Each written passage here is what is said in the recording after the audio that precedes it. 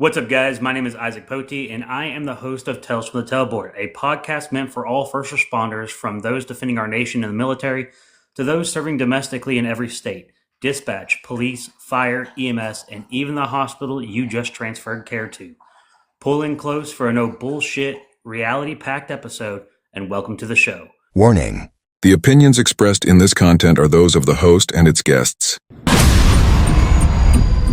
Services allow 10, 9, 8, Every call is 7, ballistic. 6, Things the fire service can't stand here. Say they create a new account. 3, 2,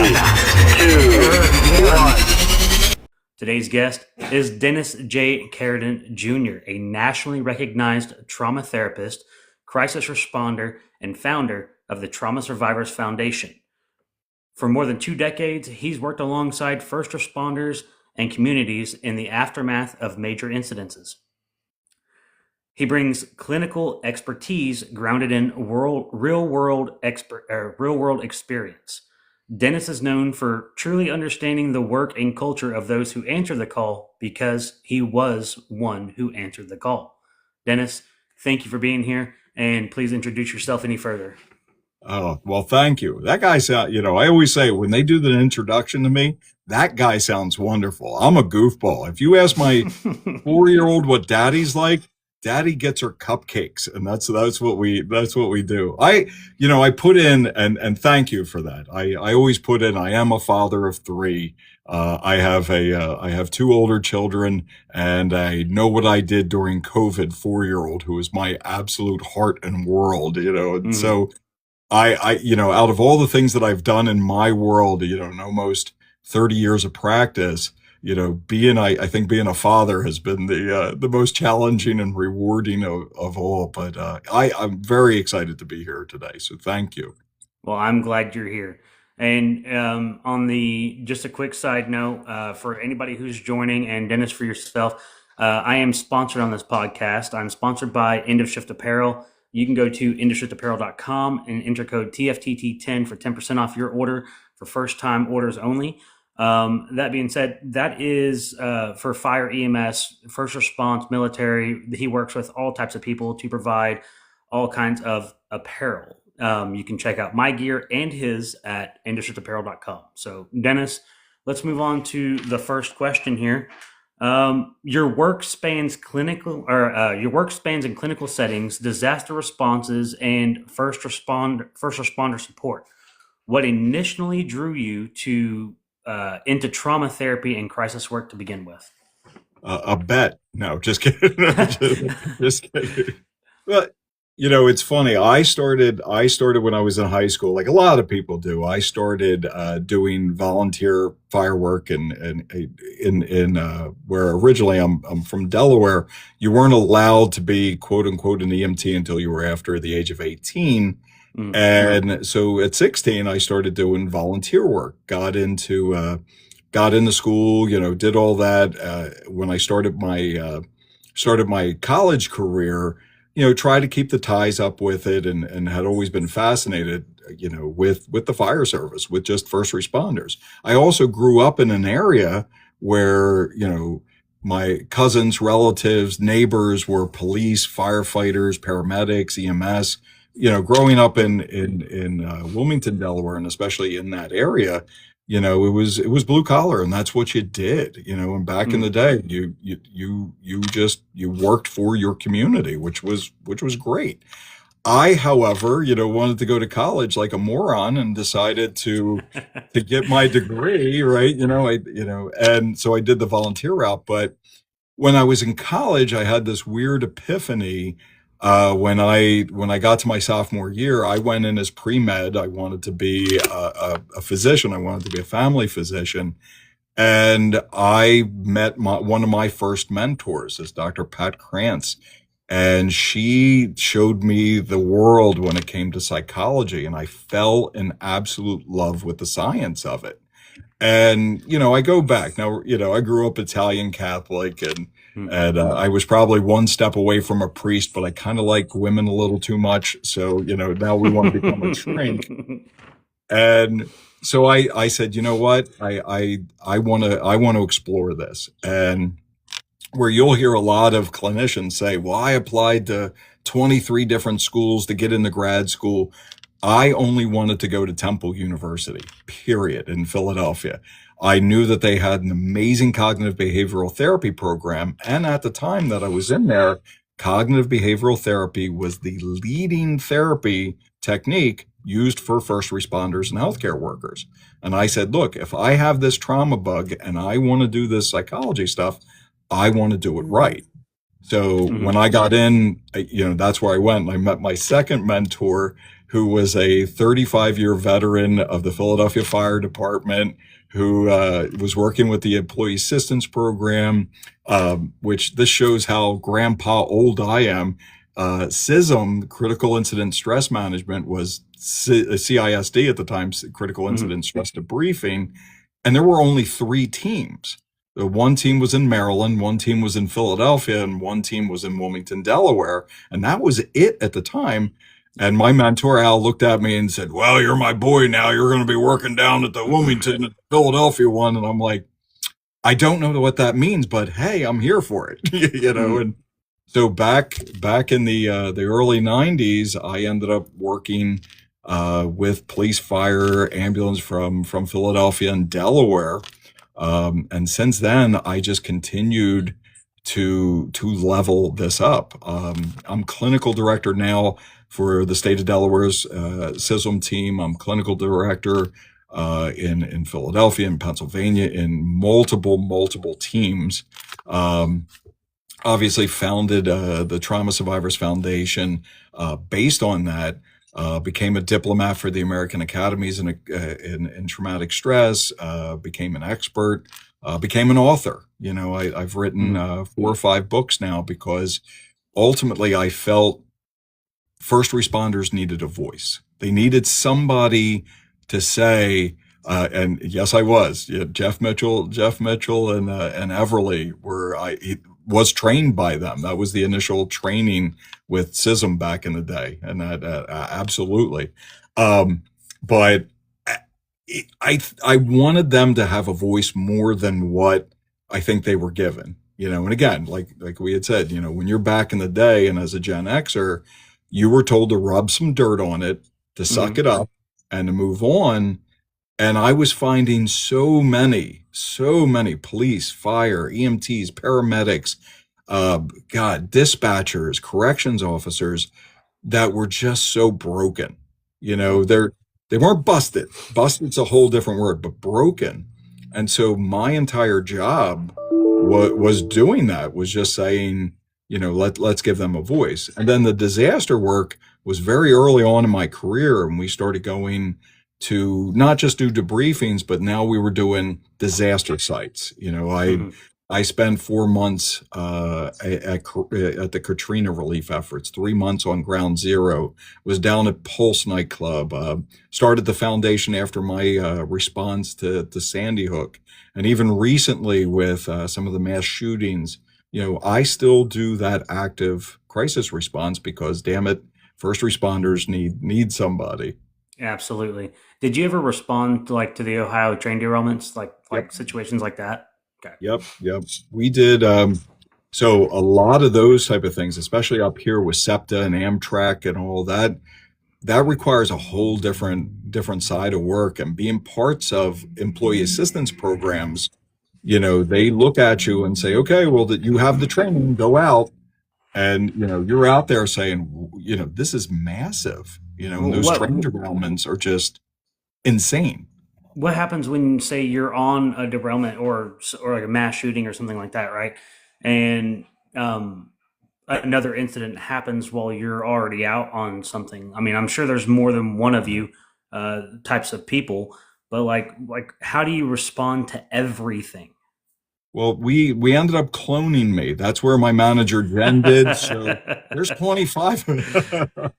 Now, it's funny. I was talking to somebody about this, and I actually posted on my on my TikTok, if anybody follows me, I posted about the numbers that we're at. And let me go through that with you a little bit. So in Go the ahead. United States right now, there's 225 licensed therapists, 225,000, excuse me, 225,000 licensed therapists. Out of that 225,000 licensed therapists, there's 383 million Americans that have access to 225,000 licensed therapists. So figure that one out, right? Now, if we break down the numbers to the ones that are very specifically trained and have the experience to work with first responders, healthcare workers, and disaster sites, we're now down to under 500 licensed therapists in the United States. Now, there are therapists that have trauma training, or they have the informed trauma training, but the ones truly experienced to do it is under 500. So one of my goals for the Trauma Survivors Foundation was to find therapists that not only did it, but were willing to receive the training. And one of the divisions of the Trauma Survivors Foundation is our training division. And we train therapists to work not only in disaster sites, but we train therapists to work with first responders. So that's one of our big things. We also, we lean heavily on R3 Continuum. We lean heavily on ICISF. The ones I lately have been leaning heavily on the National FOP, who have been vetting therapists to work with police officers. Pagel, this would be a great time to ask your question. Would you like to come up and ask your question and be a part of the live?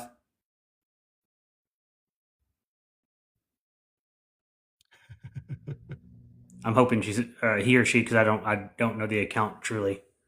Let's see. It was it's somewhere in there. It was a great There question. There it is. Alrighty. So let's do this real quick. I'm just some ground rules here. I'm going to ask you to ask your question, stay on for rebuttal if you need to, and then disconnect afterwards. Welcome, Pagel. Thanks for being part of the show. What's your question for Dennis? I'm sorry, it really wasn't a question. In the comments, it then dawned on me, and if you didn't know the post I was talking about, it wouldn't have made much sense. So Dennis responded to a duet with Nurse Andrea about a therapist who worked with convicts that felt that made her qualified to work with first responders. And it's an ongoing issue in our field. These people cause so much harm.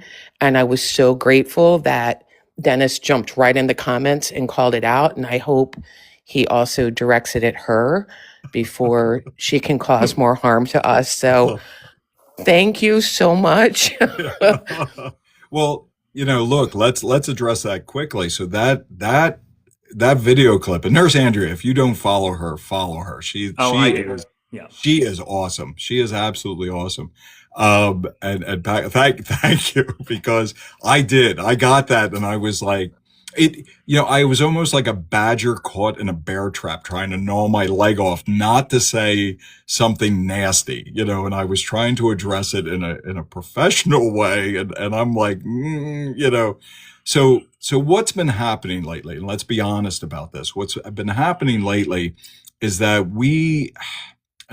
I'll put myself into it, the licensed therapists of the world right now, we have been kind of beaten up a little bit after COVID, because telehealth has changed, the way we see patients have changed, the way reimbursement's even been done. So you have this whole group right now that goes, wow, let me see what my next stream of money is going to be. What's my income going to be? Oh, I will get trauma training. And then they go to a weekend training and they come out, well, I'm a trauma-informed therapist. And it's like, well, that just says, being a trauma-informed therapist just says that that if trauma is in somebody's background, that may create change in behavior. It has nothing to do with first responders, has nothing to do with healthcare workers. Now, this specific video that Nurse Andrea had stitched, the woman said, I worked 4 years with inmates in a prison. Now I did go back and damn it, I wanted to research this. Somewhere there was a video of her saying she started talking to the corrections officers while she was in there. Talking to a corrections officers does not, and let's be very honest with you, does not give you the experience to work with all first responders. That is So she absolutely turned. doesn't give you the ability to come out there and call yourself a first responder trauma therapist. Now, It's really frightening if you look at her videos. Like I went back to watch the entire video and she's like, it's important that you keep a list of terms so you know the difference between ALS and BLS. And I'm like, oh my God. Like, no. Mm. yeah, yeah, it like So she. I went down that rabbit hole and started looking at her videos, and I'm like, you have no idea what the hell you're talking about. Mm. If I had to, and I can envision this. I'm sitting there, and there's an officer in front of me. Now we use 10 codes in our area, right? If they came over to me and said, "Oh, hey man, I just saw a 1081," and I had no idea what a 1081 is, I'm not going to stop the officer mid statement and go, "Hold on, let me look at my little words here. 1081, behavioral patient, aka crazy person." No. Mm. That drives me. I saw that same thing, and that drives me absolutely nuts. Look, and let me say this, is that I firmly believe, and this is what I train my therapist to do. And also keep in mind that when I accept an intern at my practice, they are first responders. I have an intern, Gary, that's starting in January, that is a 28-year now retired lieutenant from Wilmington Police Department, and he's getting into therapy. He has the credibility. There is nobody else right now getting into that field that doesn't have the credibility than my now new intern, right? So I firmly believe that you have to get the experience, you have to get the training, and you have to eat a lot of dirt before you have a first responder sit in front of you. If you are just trying this as a side hustle, you are absolutely out of your mind, because you're going to do more harm than good. Period. I don't care who comes at me with that. I don't care who steps up to me and says I'm wrong. I'm telling you right now, they're wrong for doing that. There's no way in hell that I am going to sit in front of a firefighter or an EMT or a paramedic or a cop that just walked out of a building with a dead 4-year-old in their arms and look at them and go, "So are you a part of ALS or BLS?" I would lose my goddamn mind. I honestly, excuse the language, gosh darn mind. No, and you No, know you're how good. hard it is, right? Like as a community, how hard it is for us to even ask. And if that's your experience, I mean, that was my experience, right? I was like, hell no. Yeah, But I'm old, right? I've been a medic 30 years. Before that, it was BLS. you're So vintage, not old. I'm Vintage. vintage. So I was fortunate. I went down to Maryland when Jeffrey was Yep. just starting the CSM stuff. Yep. And I was like, there's hope. This guy gets it, right? Yep. And now you go throughout this career. Like I know for me as a first responder, the problem is finding you guys. There's like Yeah. no list of vetted true first responder therapists for us to reference. Mm. So it's like, it's a gamble. And I've seen you're it right. cause so much more harm. Sometimes it helps, sometimes it doesn't. But like, who even wants to take the chance? No, agreed. And here's the thing that, we've been working on, and I had mentioned it. The FOP has started their national vetting process of providers. Here in the state of Delaware, I think we have 3, and I trained the other 2. So I know who they are. But the national FOP is doing it. IAFF has started to do it, more like peers and so forth. We are breaking out the Trauma Survivors Foundation. If you go to my foundation's website, the traumasurvivorsfoundation.org, we are starting to put out that vetted list from us to do it. But you are 100% right. There is no necessary list. And I would tell anybody that's watching right now, if you went to psychologytoday.com, which a lot of people do, and it's a very trusted site, you go to psychologytoday.com and you put in the filters of, first responder care, PTSD care, or whatever it is, and you're going to pop up this hodgepodge of therapists that you really don't know if they actually do specialize in first responders or they've had quote unquote first responder experience. I could tell a quick story. I had one of my first responders came in and was talking about this therapist that they went to go see, and said, I had to console her. And I said, what do you mean? He's like, well, I started talking about just my job and what I do. And she started crying, and I, Yep. had to console her. But I said, you told me you worked with people that were on the pile at 9/11. And she said, well, not really. I worked with the cousin of one of the first Yeah. responders from Medford, New Jersey. And I'm like, are you out of your mind? Like, they deserve, not just because I've been in this field for 30 years, but and not because of my family background or anything, but first responders and our healthcare workers deserve so much better than again, I'm going to start cussing. It's an Italian thing. No, you're Than good. some asshole that just wants to bill the insurance because most of the time, especially in metropolitan areas, the insurance is good. Stop But how do it. we combat that? You punch them in the face. No. I think and that's a great question. I think you call them out, right? Remember, we, in the first responder field, we're in such a small community. When you look at, again, and let's go through numbers, right? In the United States right now, there's 1.1 million certified police officers. There's roughly 800,000 paid and volunteer firefighters. There's roughly 50,000 EMTs and roughly 20,000 paramedics, right? When we start breaking those numbers down with it, it is a small community.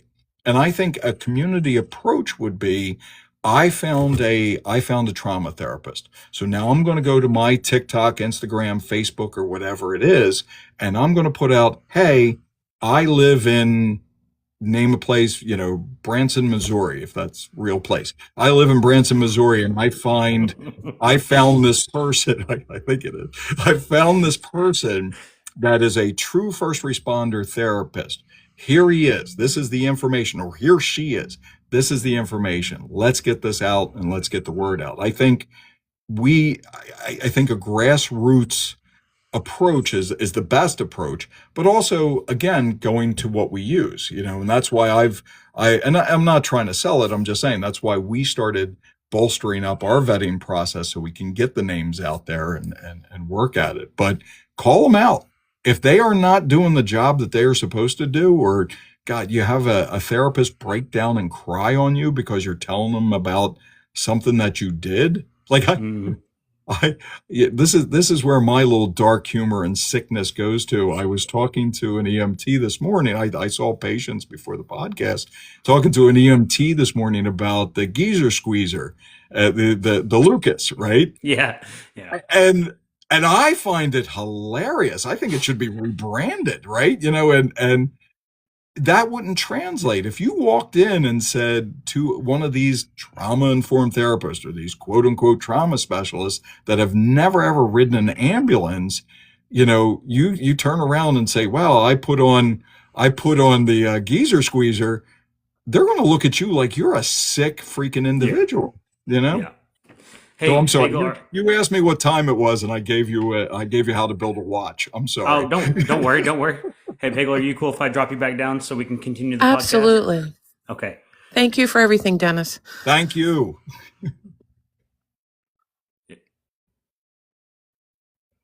There we go. Sorry, had to get you back on the big screen here. I'm on the big Pegel, screen. Yeah, Pegel, thank you so much for your question, or not, I guess not really a question, but thanks for interacting, because it makes us much more digestible when we can talk about things that actually matter. Yeah. Going on to the second question here. Was that just the first question? What? Yeah. Oh, and sir, you really need to get out more often and go see Branson, Missouri. I've actually been to Branson. It was If great. that's even a real place, I Yeah. was like, wait, he can't be serious. When you're called into a community after a major incident, what are the first priorities in supporting survivors and responders? Oh, wow. So that is an excellent question because there's two types of care. There's palliative care and clinical care, right? Mhm. Palliative care is my first major objective. When I go and I do like a crew or whatever it is. So we had not too long ago, we had a major shooting in Philadelphia, and I was called to do a debriefing in Philadelphia. The first thing I asked when I got there, in a group of about 20, 25 officers, I said, did everybody call their family to say that you were here and you're going to be going dark for about 2 hours? Mhm. A couple of them were like, oh my God, I didn't even think about it. And I said, does anybody need anything to eat or drink? And then they look at me like, yeah, man, and that's palliative care. When we're on a major disaster, and you think about, Branson, Missouri, I've been out to that area for tornadoes and so forth. When you're out in those type of areas that say, even Florida, when we've had the major hurricanes in Florida, you have to take care of palliative care. Have you contacted loved ones? Have you told people that you're okay? Have you gotten, anything to eat? Do you have shoes? Do you have, good shelter? You cannot start clinical care until those basic needs are met. Mm. So I think that's the first and foremost thing.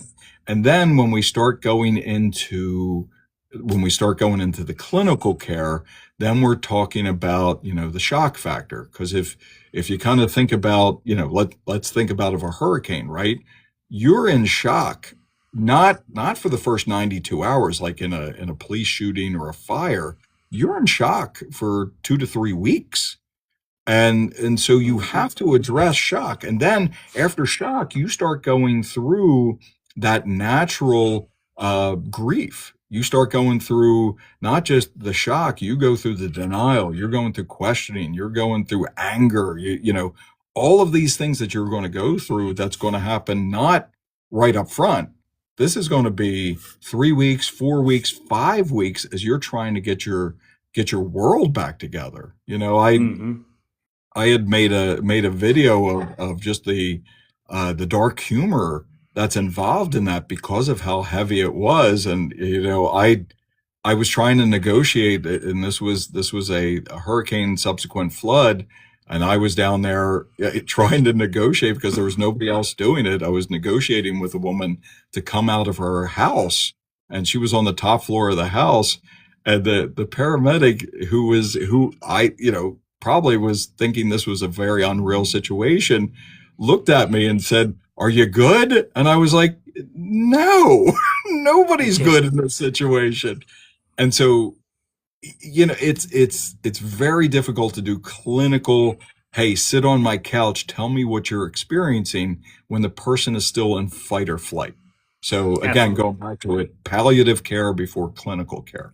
It's funny you said like you're asking a question like, "Are you good?" And you're like, "No." And I can't I can't tell you how many times I've walked into a patient's house. I'm like, "Hey, my name's Isaac Poteet. I'm with Country Corner Fire. How are you doing today?" I'm like, "Obviously, you're not doing okay because you called 911. Like, get it together." You know. So how do you feel with that knife in your head? Exactly. So, having led critical incident response strategies, CIRS trainings, what are your biggest misconceptions about trauma and that you see among first responders and mental health providers? Wow, I think the biggest myth is that, and that again, excellent questions. Thank you. I think the biggest myth is that trauma is the same. The Is trauma it though? survivor. No, it is individually very much unique to the person. So when you look at trauma, think of yourself, right? You have X amount of experience, right? Mm. I have X amount of experience. Too long to too I've only long to got count. 5 years. 5 years, yeah, yeah, yeah. I'm Yeah. at So. 340. But Yeah, Christ, when God said, "Hey, let there be first responders," I walked in. I'm like, "Cool, let's go, right?" Let's And go. no, no. Hey, that's pretty cool though.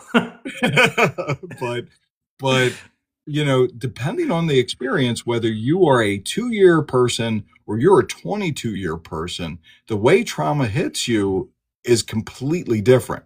Now we can go into how the amygdala responds, how the frontal cortex responds, how our cortisol levels go up, how dopamine tries to stick in, and you can go through the physical aspirations of it.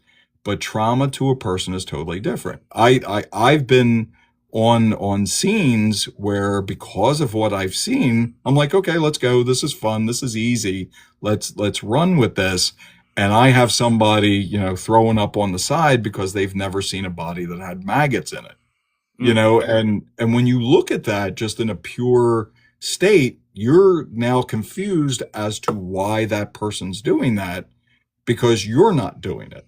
And I think a lot of the first responders want to start by castigating, saying, suck it up. What's wrong with you? But when we step back, we have to understand that everybody's individual response is there. And again, you look at it depending on your status. We had very, very recently, within the past week, we had a motor vehicle accident down in Lewis, Delaware, near our beach area, that had killed a 4-year-old girl. Mhm. I have a 4-year-old girl. So when you're hit with that, and I'm thinking of my little tiny human dead, that is totally different to somebody that has no kids. So when we're teaching that, we try to tell people that everybody has different types of trauma.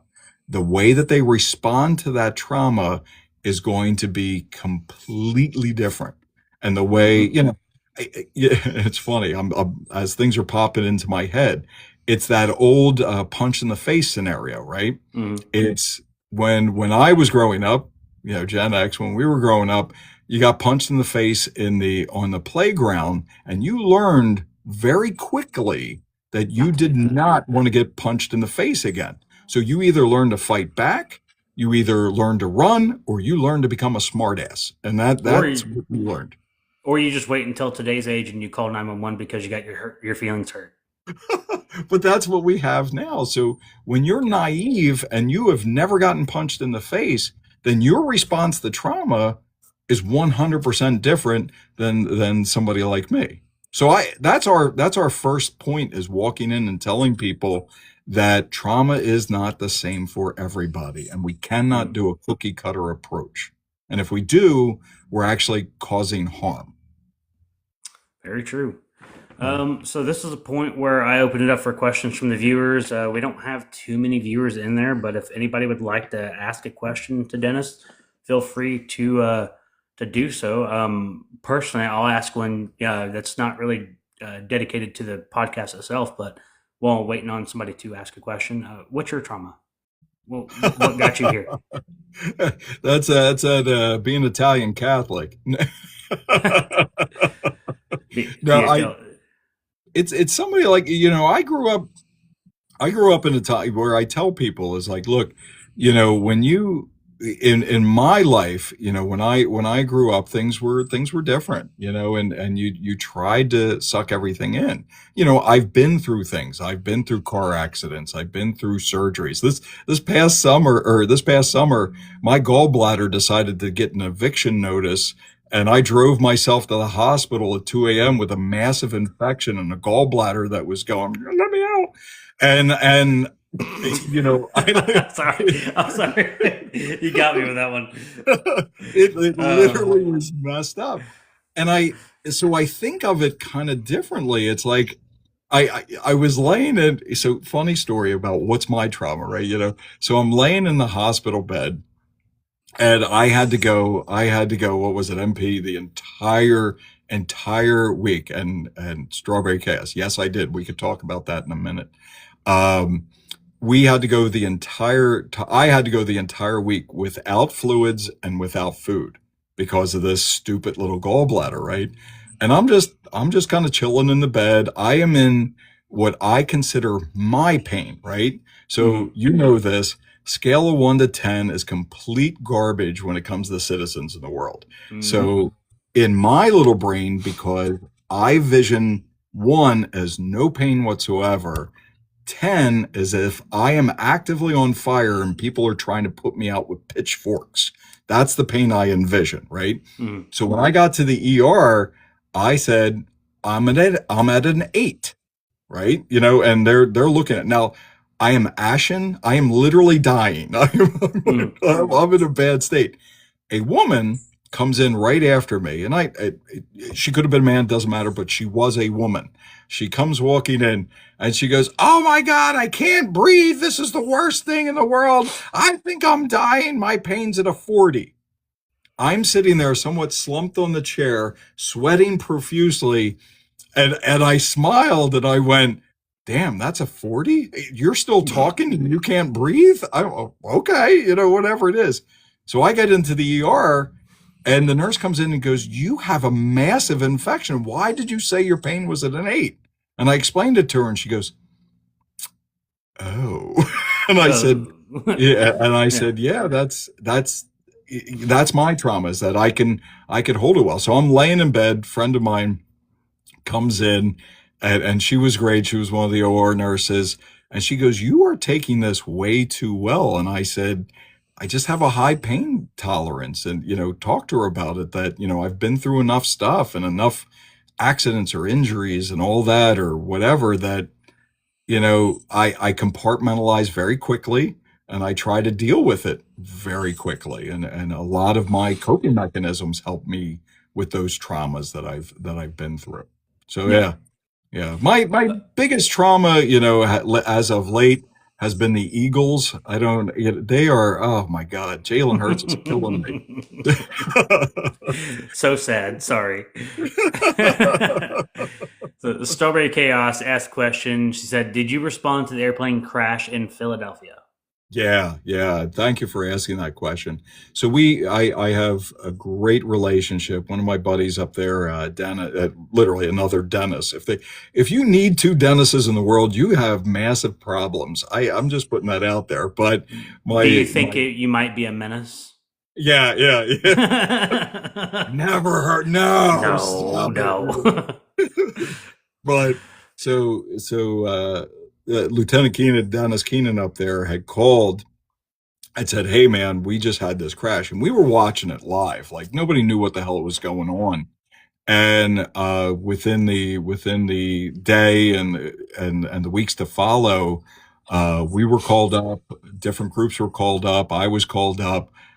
We processed out about 495 first responders that were all on scene. And remember, when we're looking at the numbers up there, there's Philadelphia is one of the larger police departments and one of the larger fire departments. So this happened up on Bustleton, and in that area, it's not crazy populated, but there's enough first responders that came on scene that we ended up going through with it. We had peer support from the state police. We had peer support from I brought all my folks from Delaware County. We went up and did that, and it went well. We had it up at the FOP up there, and I think it went very well. Did everybody, come? No, I mean, some of the guys were like, "It sucks. It happened." Again, trauma's different for everybody, but yeah, that was wild. But thank you for asking that, because I think that we live in a myopic society and we forget that these things actually occur and people are still dealing with that. I know damn right well Dennis still looks up in the air when he hears a plane go past, because of how wild that was. Let's see. We have about 6 viewers in here. Pagel's been up. Paramedic Anthony, do you have a question for Mr. Dennis here? Hopefully you do. You can come up and ask it yourself, or you can just type it out either way. Otherwise, given the viewers, we're going to move on to another section of questions here. Sure. Give him a second to decide whether or not he's got a question. He may just bounce and not come back in. was like, I don't like this guy. He looks a little weird. Well, I can tell you, and I don't care because I post this on Spotify, Amazon, Audible, essentially everywhere, like 20 different audio podcasts on YouTube, through TikTok, which you've seen, different parts and sections and stuff. So it'll get seen regardless if TikTok wants to suppress it or not. They can suppress it all they want to. I assume they probably suppressed it at the point, the option of nukes to Russia. Whoops. Oops. Which, like, again, don't care. I don't care, but they probably went no. So the button for give everyone a puppy and kitten, is that, can I press that button here?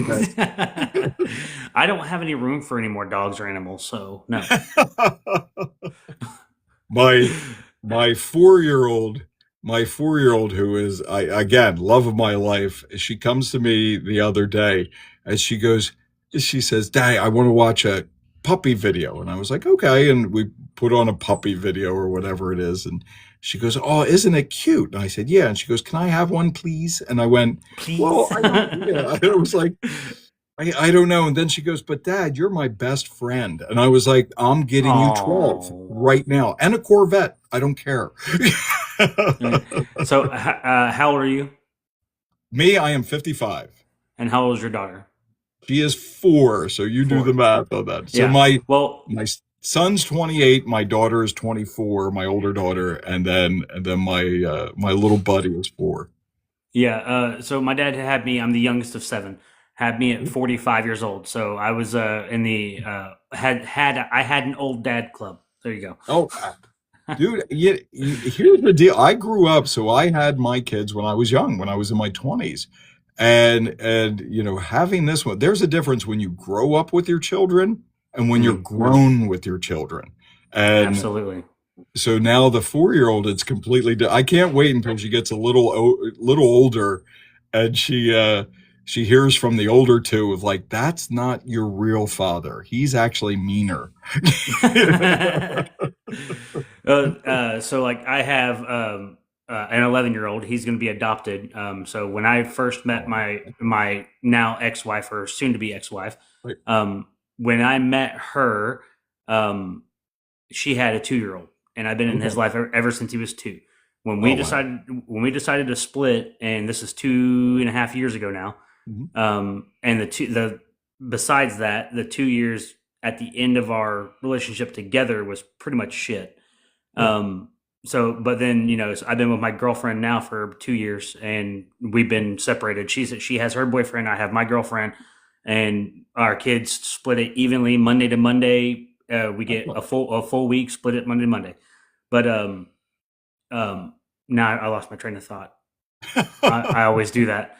So the adoption, as far as going. Yeah. So if my kid, the one we had together, Chance, he's now 6 years old.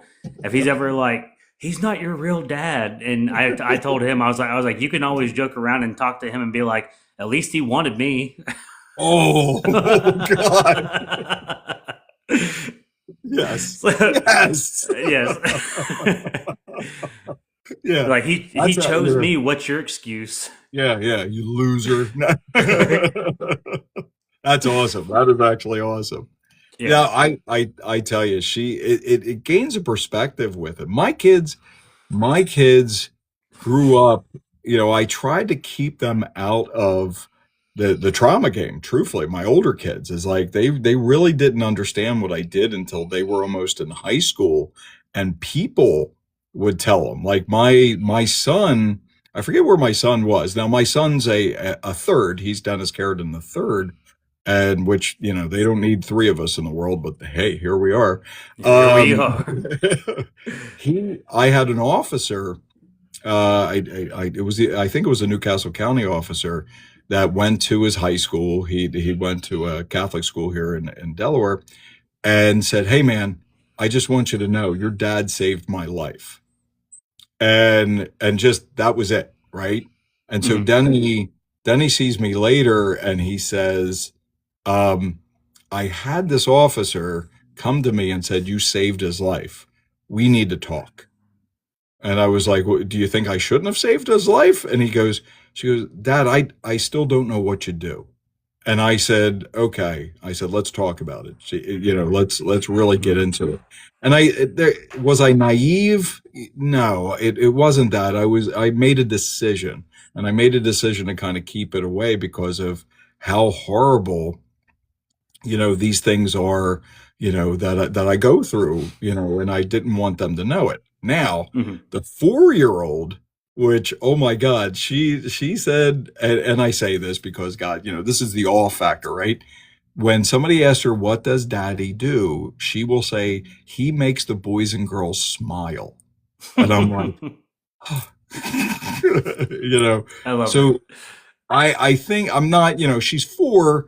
I'm not giving her, the keys to, what is it, to pull back the curtain to Oz. I'm not giving her that, but I am giving her a little more sense of what I do. And Yeah. we talk about being sad, and we talk about people that talk to people who are sad. Yeah. Her godparents, my best friend, her godparents, he's a lieutenant with the Wilmington Police Department, and his wife is a sergeant for the Wilmington Police Department. So Deanna, my youngest, is always around first responders. And plus her Uncle Steve, we go to visit Uncle Steve a lot. And I think that gives her, at a 4-year-old mentality, a little bit more perspective on things. So that's it. I just saw, okay. Yeah. Just saw a good question. Dennis, working in trauma therapy, what do you do to process what you hear and are exposed to?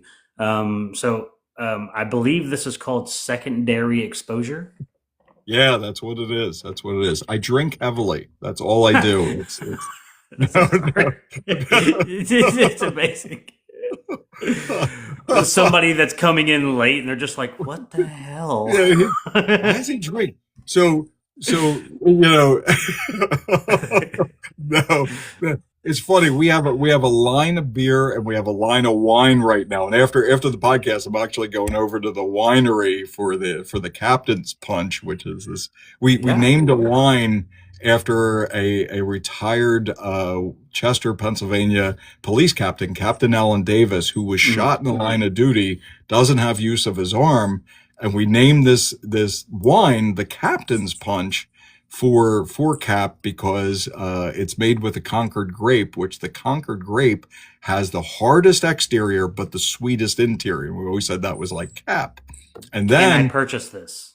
You can. It's all online. It's Wagon House Winery. It's also at the TraumaSurvivorsFoundation.org. You can go and purchase it. Absolutely. I will do that. Proceeds go to the foundation, but we also here we have Bellefonte Brewery. We created what's called Beyond the Call Pilsner, and proceeds go to the foundation, goes very directly to our first responder fund. But it's this light Pilsner that people absolutely love. And it's funny, I am literally surrounded by alcohol. Like I could go anywhere right now and drink for free, Don't say that. That's terrible. It sounds, but I don't. Here's to getting drunk. Yeah. but if anybody asks and they're wondering, are you soaking your trauma? No, it's for a good cause. I'm drinking for good is what I'm doing. Good. I'm drinking for good, but I'm surrounded by it, but I don't. And that question goes back, and I said this in a podcast with it. It's funny, let's go to trauma again. So during the pandemic, my heart valve, very similar, my aortic heart valve, very similar to my gallbladder, decided it was going to go to hell. And I had to, during the pandemic, get a aortic valve replacement, which, open heart surgery is always kind of fun, right? So afterwards, my trauma surgeon says, hey, you've been through a lot. And I'm like, yeah. And he goes, yeah, you were given 6 months to live and we couldn't get the surgery for 5 months. It probably weighs heavy on you. I'm like, yeah, it sucked, whatever it was. And he said, well, here's a list of 12 people you should go talk to. And I said, 12 therapists? And he goes, yeah, you should go talk to somebody. Okay. And the surgeon is just absolutely absolutely amazing, and I said, okay. So I went to these 12 therapists. I literally interviewed the 12 therapists. I wanted to kill each one of them because they were absolutely insane. Fair point. One woman, I sat down, started talking to her. She's the one that cries. There was another lady that, as I'm sitting on the couch, all of a sudden, 5 cats start kind of converging. Like I, I'm going, Cat what lady. the? Like, yeah, and I was like, what the hell is this? And she looked at me and she goes, well, they give positive energy. And I said, they're giving me hives. I was like, ew, ew. Ew. One guy just wanted to meet me. That was the most bizarre goddamn thing I've ever been in.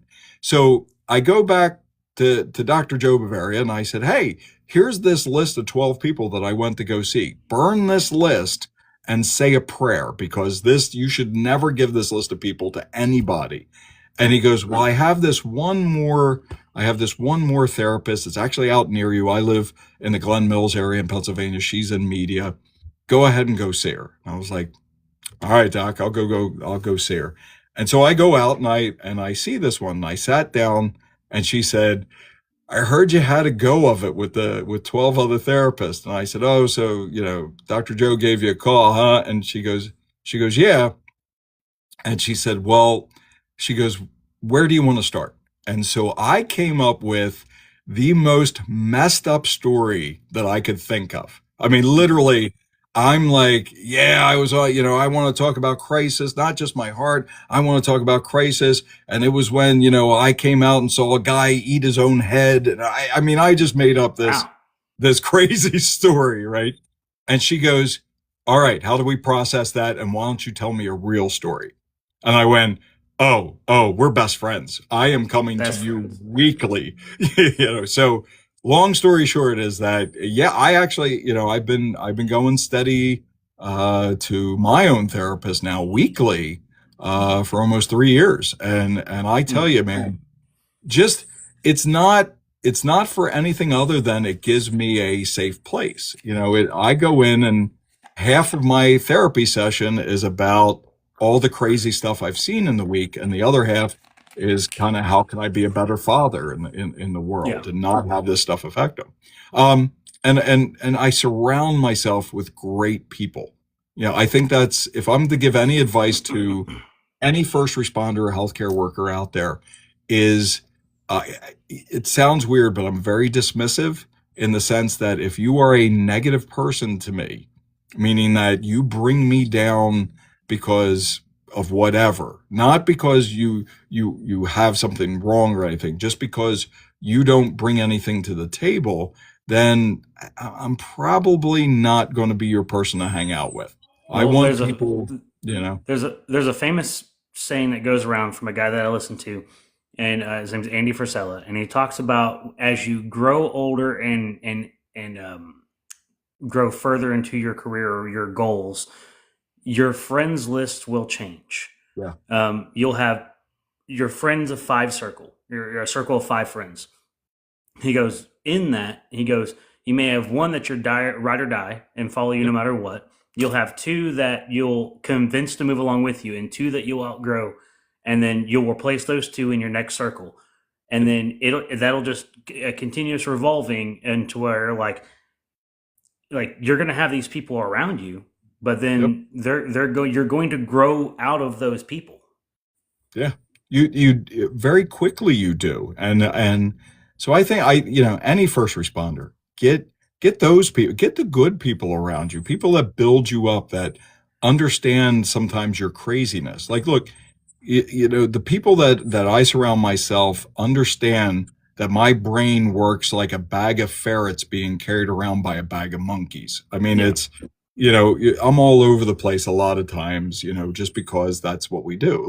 But let's not discount the fact too, sorry to cut you off, that just because your high school buddy Joe, been your buddy for 20 years, when your time to level up and he doesn't want to go and he wants to drag you back down to where he's at, you're going to have to leave your best buddy Joe behind. I'm sorry, but that's in order to get better and succeed, you're gonna have to do that. Yep. at 100%. And you think about how you change. If you're in the first responder world, yeah, I don't care what section you're in, or you're in the healthcare world. We're not going to discount them at all. If you're in the healthcare world, the folks that you start your career with, if you actually end with those folks at the end of your career, it's absolutely surprising. Surprising, absolutely. Because of what you see, what you go through, what you experience, they're not going to get you. I would tell, anybody that watches or listens to this is that, go back and ask any of those old friends, if you see them over the holidays or whatever it is, do you 100%. Think I've changed? Do you think my personality has changed? And I can guarantee you they will tell you that. I know a lot of friends from high school. I've had a couple of high school reunions that I've attended, and they went, "Wow, you're different. You're still you, like you're still kind, you're still a good person, but you're different." And I'm like, different, different how? Funny how? Funny, funny like clown, haha, yeah. Yeah, like my clown, will I amuse you? Such a good movie. Good reference, right? Yeah. And, I mean, but that begs to differ that too. It's like, how many people that discounted you when you were in high school now want to be jumping on your bandwagon because now you made something of yourself. Oh God. Got a great story with that one. Go ahead. Like if my name could be used for good or for getting something to use my name, I don't, as long as I know you give me the heads up, whatever it is. So a guy that I knew from high school, and I report that. Now, I have not been in high school since dinosaurs roamed the earth. I haven't been in high school in a long time. All right, since Neanderthal man. But I haven't. So it's been a while, right? And there was this guy in high school that he was, at best, I'm going to say it, he was a dick. But he knew me. And for some reason, he either followed me or he knew that I worked with police. Well, he was caught speeding on 95 at in our area, 95 goes from 65 to 55, kind of in that area. Speed trap. Interstate. Yeah, he got nailed doing 103. That's felony his dumbass fault. Right. So he gets pulled over. The state trooper that picked him up just happened to be a patient of mine, right? Oh, wow. So this guy, because he believed, that he knew me, and I had not seen this guy in, we'll say 30 years, right? That he would throw my name out there, which I thought was amazing. So here's the state trooper that is a patient of mine that has my personal cell, calls me, and I pick it up. I'm like, "Hey, what's going on?" And he goes, "Hey, man, what are you doing?" And I'm like, "Oh, just kind of seeing patients, doing my therapy thing, you doing your cop thing, And he goes, "I got somebody here." Or he says, "How do you know this person's name?" And I went, "Oh, my God." I said, "I haven't seen that guy in 30 plus years. And God, he was such a dick in high school." And he's like, "You haven't seen him since high school?" And I said, "No." And I said, "I wouldn't associate with that idiot, if you paid me right now." Mm-hmm. And he goes, "That's all I needed to know." And I said, "Wait a minute, what's going on?" And he goes, "Yeah, he was 40 over the speed limit and dropped your name like it was a bad pass." And I went, Oh shit. Okay. Yeah. Throw the book out. See, that kind of, I don't know why. I mean, it's similar, but it's not the exact same. But in my head, I'm like, I think about when someone wants to steal my identity. What are you going to do? Raise my credit score? Yeah. If you can raise my credit score, I'm with you, man. Yeah. And then it's I kind of had a similar incident. Somebody tried to, name drop me. And it's I'm not notable by any means whatsoever, right? I'm more hated than I'm liked probably in anything. So when they did this, and he was like, "Well, I thought you were somebody, so I name dropped you." I was like, "Well, how well did that work out for you?" And he goes, "It didn't." I was like, "I fucking knew that, but whatever." I would say use my funny, another, just a quick funny one. My son had dropped, or he was driving in this one area. Now around here in the Delaware Valley and Pennsylvania and all that, they're suicidal deer, right? These deer just kind of like jump out in front of you to die. It's just terrible. And my son was driving and hits a deer, right? So Denny gives me a call and says, "Dad, I hit a deer." And I was like, "Okay, did you call 911? You know, they got to remove the deer and, you know, da, da, da, da." And he goes, "Okay." Well, the only thing that came up on the CAD system was Dennis Carradin motor vehicle accident, right? There Yeah. were no less than 25 county police cars that responded to the scene because they thought it was me. I had Yeah. one of the sergeants call me. It's like, "Dude, are you okay?" And I was like, "Yeah, I'm watching what Big Bang Theory." You know, I'm like watching. Yeah. He's like, "Wait a minute, didn't you just hit a deer?" And I said, "No, that's Denny." I said, "I'm getting ready to go down to see him." And he's like, "Uh-oh." And I said, "What do you mean?" He goes, "There's like 20 police going after him right now." So I get down there. He's standing there and he goes, "Dad, I thought I did something really, really wrong." And I said, "You're good, buddy. You're good." That's respect. I think being the sarcastic dad I'd be like, "So how's the deer? Is the deer okay?" Yeah. There was a guy, funny, this is funny. There was a guy that was driving past the scene. One of the state troopers that showed up was taking it to throw it off. A guy in a pickup truck drove past and said, "Hey, can I grab that?" And in Pennsylvania and Delaware, you can, if it's a fresh kill, you could throw it in the back to go butcher it. And I was just like, Depends on if you busted the bladder or "Yep, not. yep, Yeah. yep." Oh my I God, don't. funny as I'd hell. have to. I'd have to really make sure because there's no way I'm getting tainted meat. Not gonna happen. Yeah, yeah, yeah. But I just thought, poor kid, Poor kid. All right, so I got two more main questions for you. Sure. In your experience, how does secondary trauma stress differ from primary trauma, especially for responders repeatedly exposed to tragedy?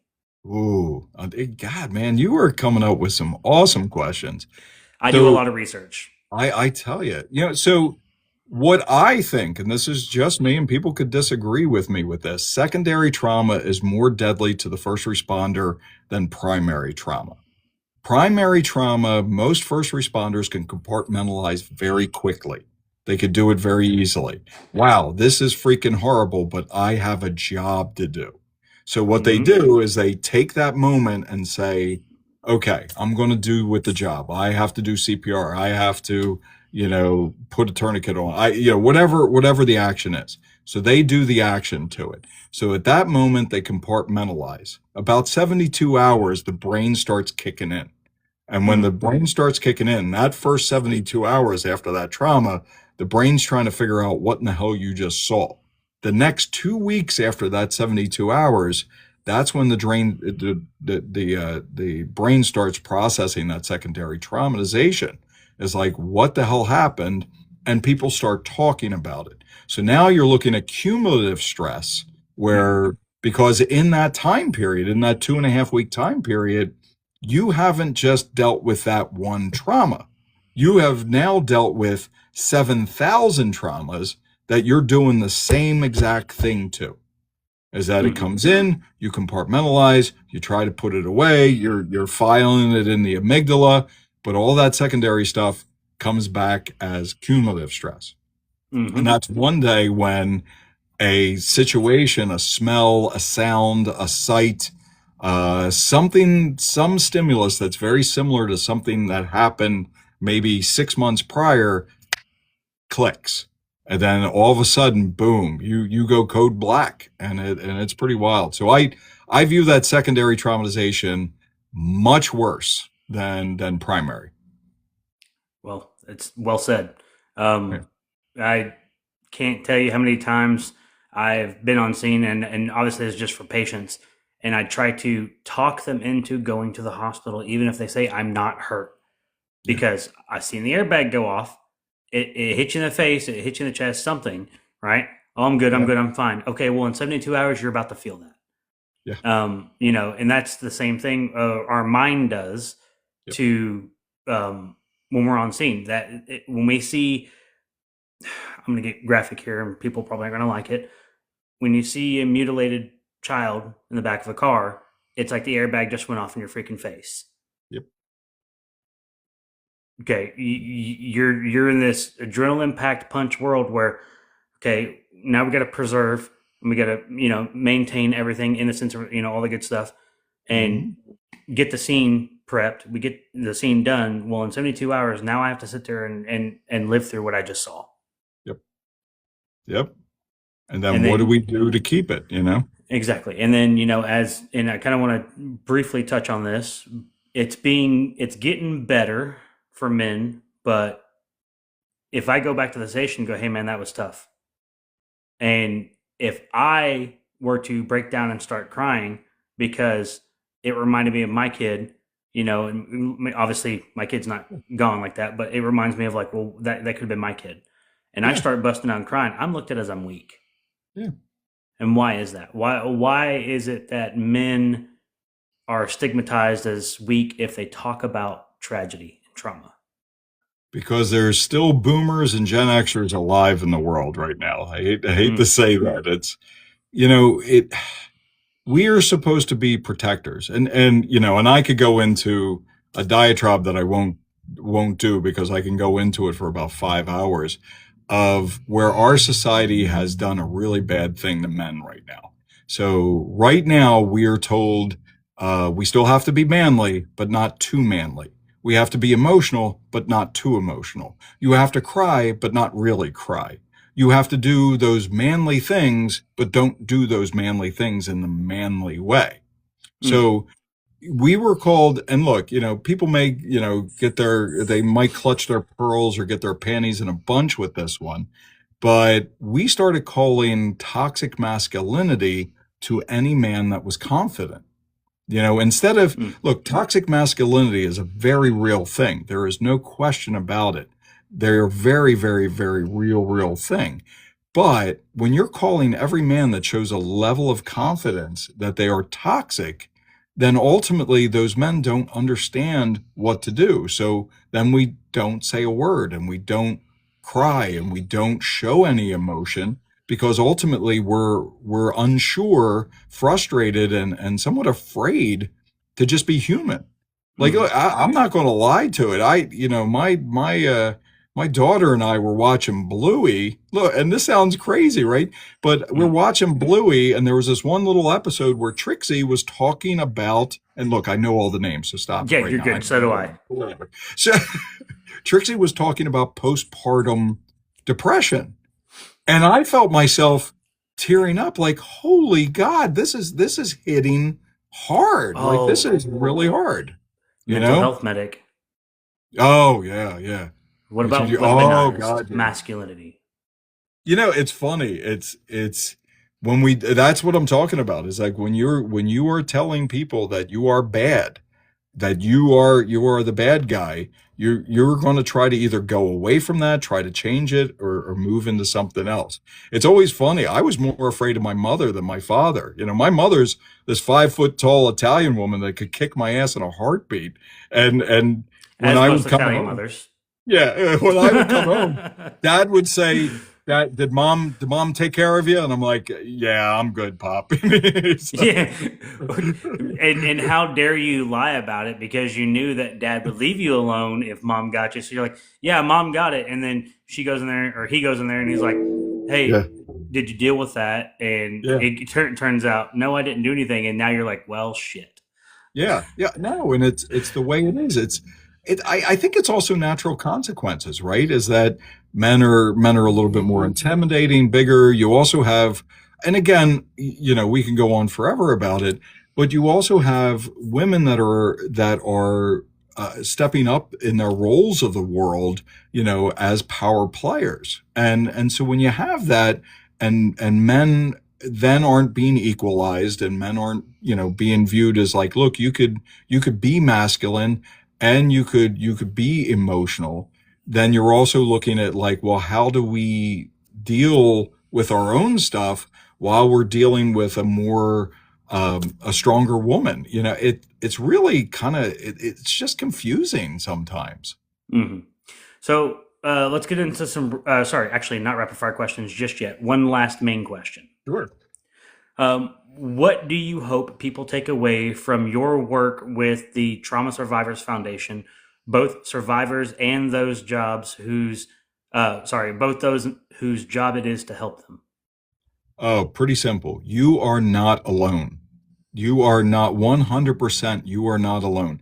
If you are sitting on the back of the rig with your hand in your head in your hands, and you're contemplating whatever dark thoughts you're contemplating, you are never alone. There is always someone. There is always someone there. And whether it's the Trauma Survivors Foundation, whether it's a peer support group, SISM, whoever it is, you are not alone. You should never be made to feel alone. Even if you have guys that are busting your stones for about whoever it is, remember, you are not. And that's one of the biggest things of why I started the foundation was, people felt alone, and I didn't want that to ever happen. Hey, so we do have a call-in question here. His name is Cameron from Kansas.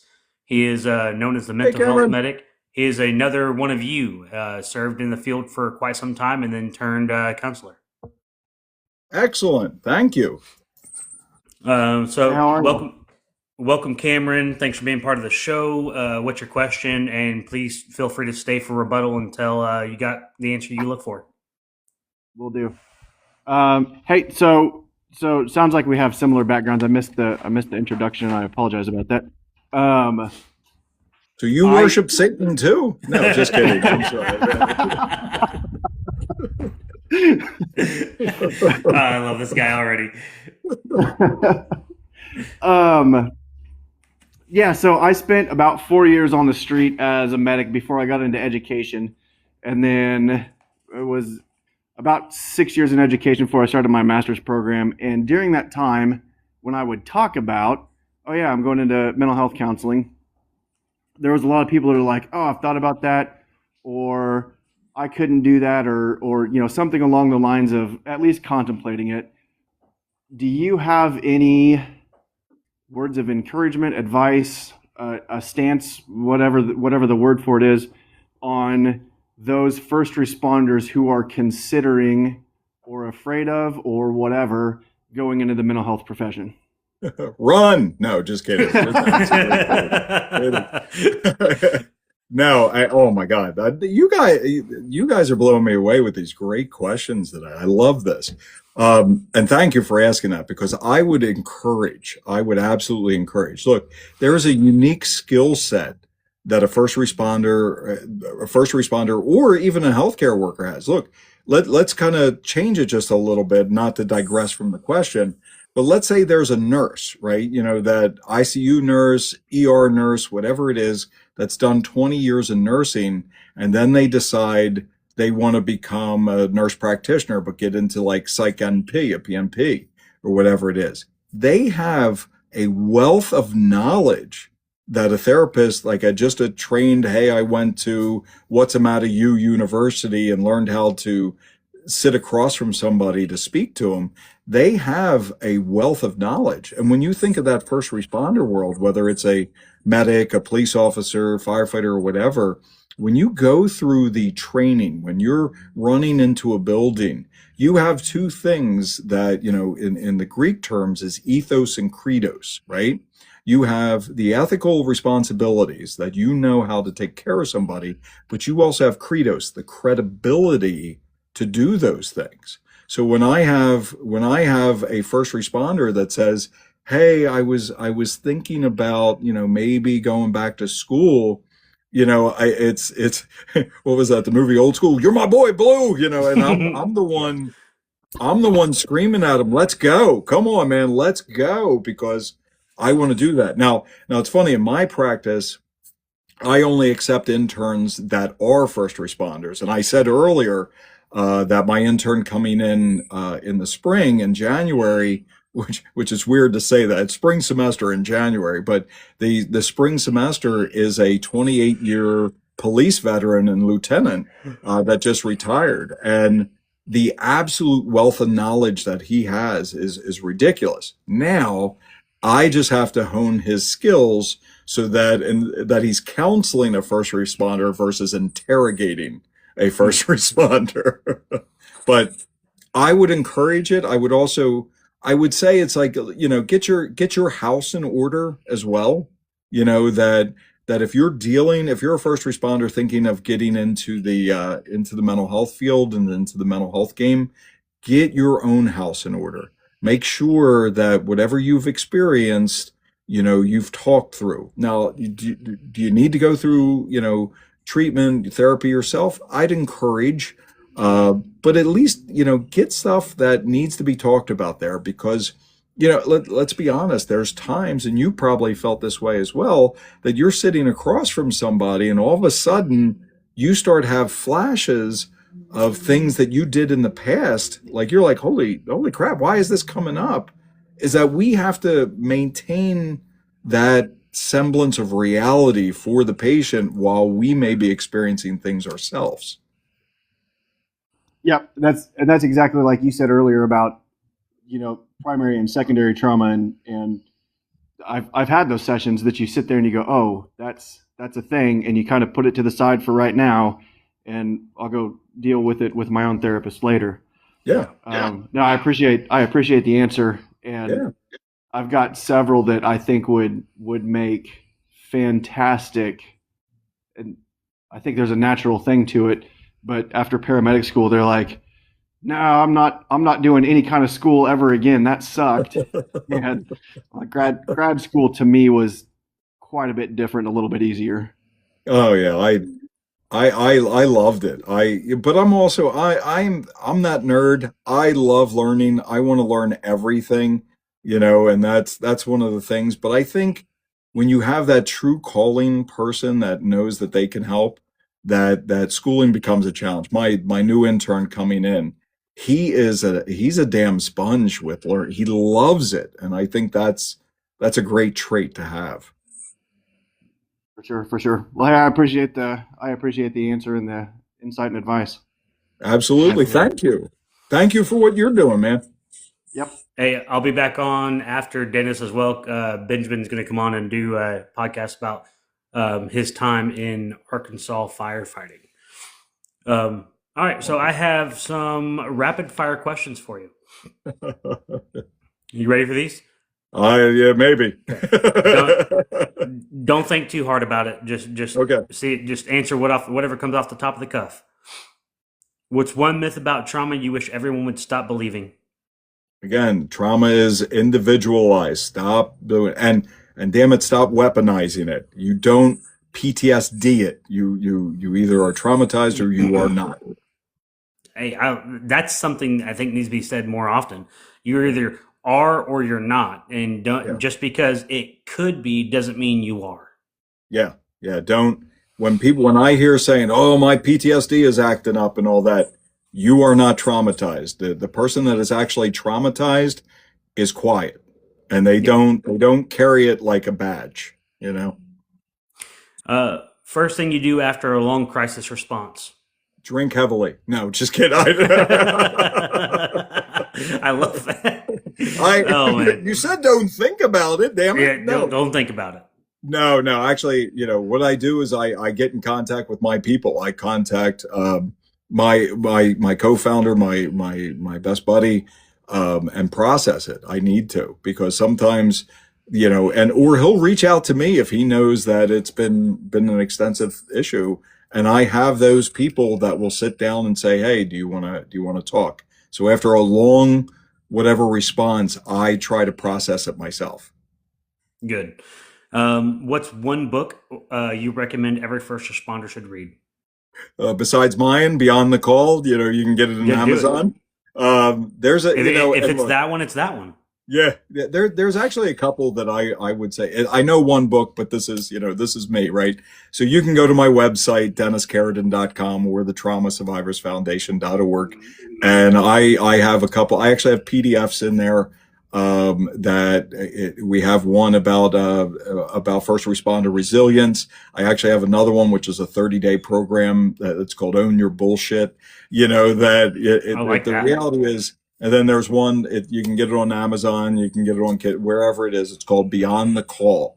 And it's about that resilience and how to build resilience as a first responder and what we go through.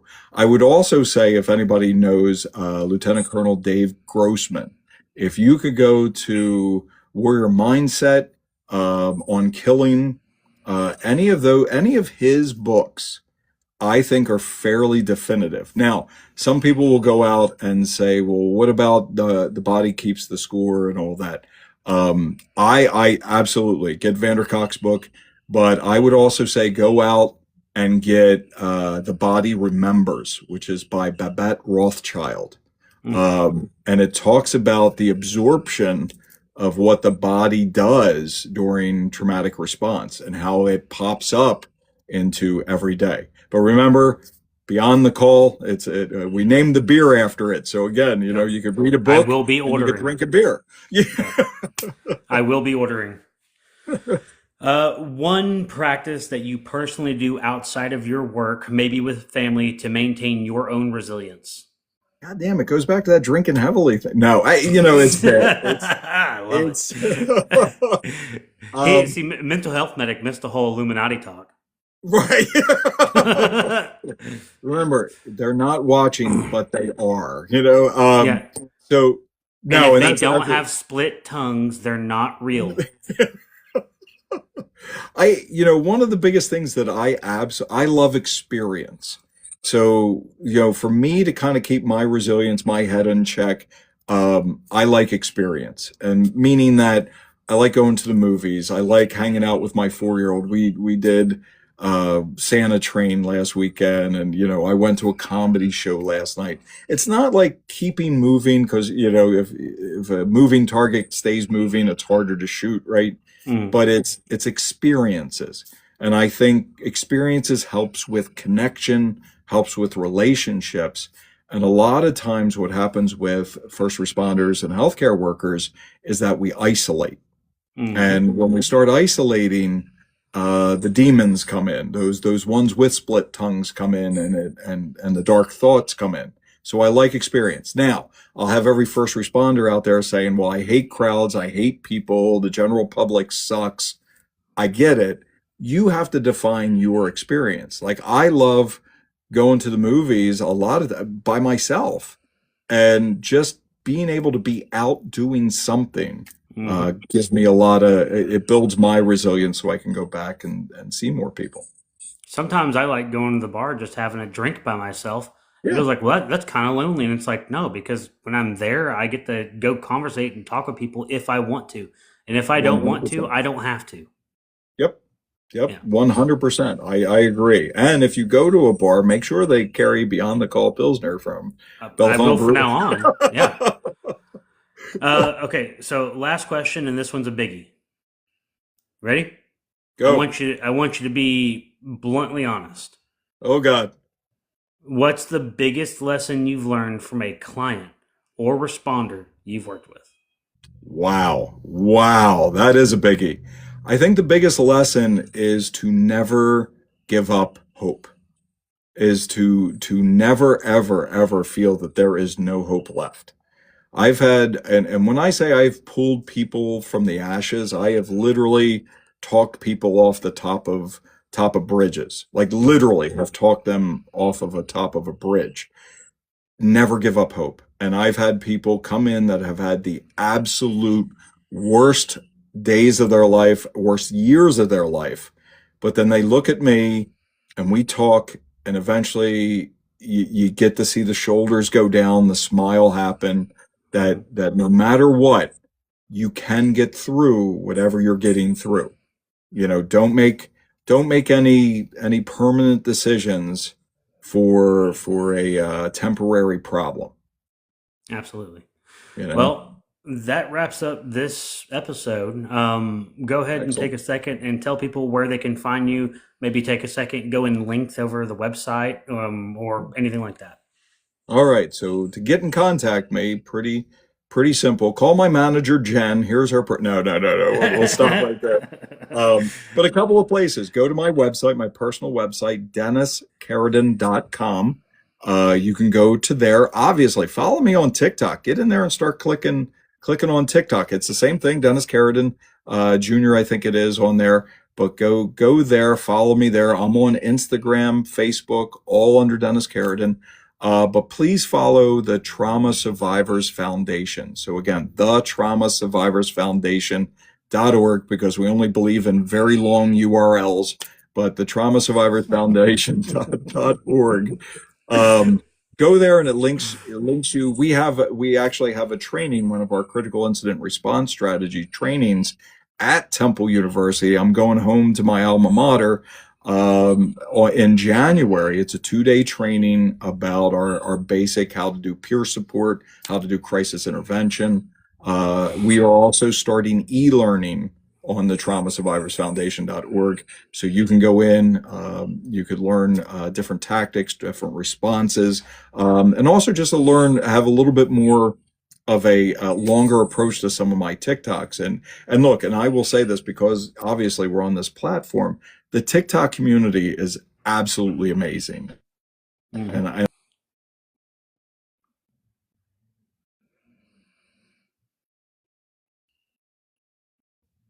responsive as possible. I know I missed some here and there, but please, if you have a question, DM me through there, DM me through Instagram. On my website, you'll see a contact form and contact sheet. So I don't hide. I'm out there. Yeah. Any Have of my Jen books, send that over to publications, me as well, like a list of your absolutely. URLs and stuff, so I can post that in the description of the video. All our long ones. Okay. On Yeah, that note, we're being funny here. I mean, this is a no bullshit episode, but yeah, we were bullshitting around. I know that when I go post these clips, somebody somewhere is going to go, "Can this guy ever answer a question seriously?" So, with that being said, I'd like to clip a response that I can reply to them. Yeah.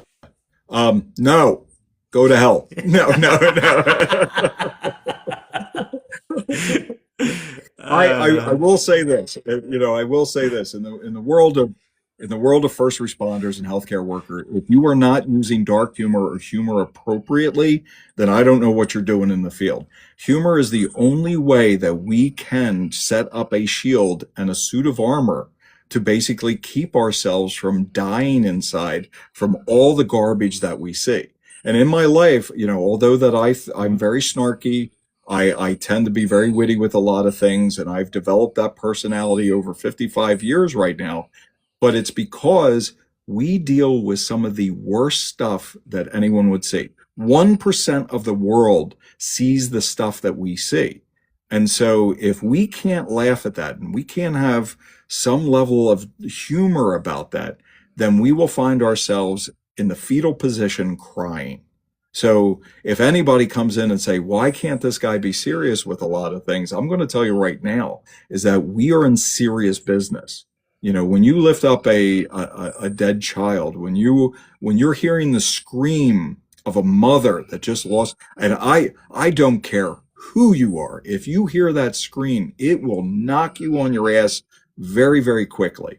So if you are not able to find a little joke in something, then there is a big problem here. And if you have a problem, but Dennis, you're being insensitive.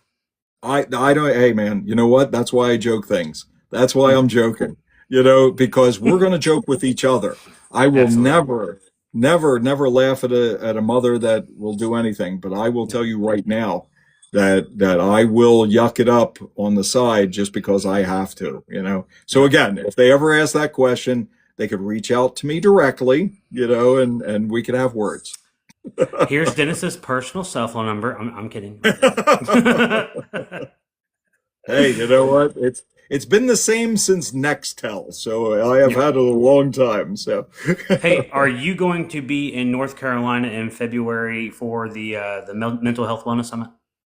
I saw that. I am trying to make it. It really depends. I am actually headed out to Chicago to talk to Chicago medical students. So I am going to try to do it just my best. I'm going to try. Yeah. I'll be in the airport with 7 tickets again or whatever. Yeah, it's fine. Well, if you happen to be there, there's a panel that would love you on there just because of your insight. Yep. I'm going to be. I think I'm going to be on the panel. He said there's going to be a panel. I don't know if I was chosen to be on it yet, but I will be there. So, if you do show up, I will see you there, and I can't wait to shake your hand and say thank you for being a guest on my episode. I tell you what, this has been absolutely fantastic. Please keep up the good work. Thank you. That's been wonderful. Well, hopefully I can have another episode with you and not make it so serious next time. Maybe we can talk about a different topic. I try to make it more like you do your videos, right? And Yep. you explain what you do on where you do it. Okay. A lot of the times my thing is, well, why is the person doing that? Like, who are they? Yeah. Right? Like, why should you deserve to be listened to? And that's why I do this podcast. Like, right? I want people to hear your story and go, hey, I like this guy. I want to hear what he has to say. Yeah. Yeah. Well, hopefully we'll have 3 or 4 people that don't think I'm such a funny dick kind of guy. You know, we'll see Well, if they talk to me. Gonna clip it and I'm gonna reply back to him with it like that and say, you know what, suck it up, Buttercup. Absolutely.